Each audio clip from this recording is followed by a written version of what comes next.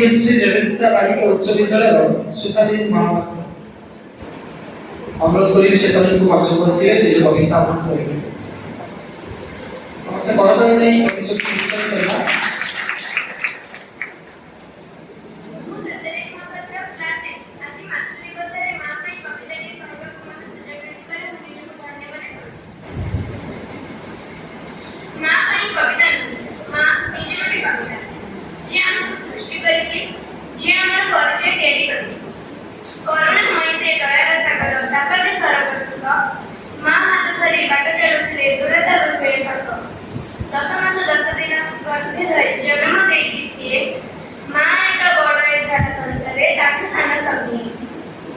ନିଜେ ଭୋଗିରଣି ପେଟ ପୁରାଇଲେ ସେ ହେଉଛି ଆମରି ମା।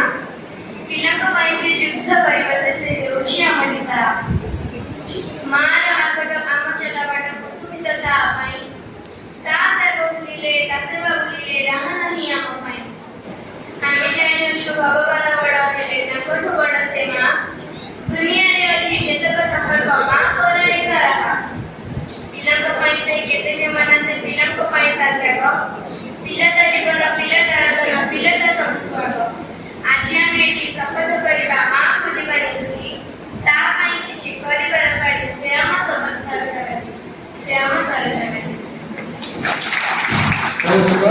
ବର୍ତ୍ତମାନ ପନ୍ଥା ପୋଖରୀ ଏସଏସବିଏମ ର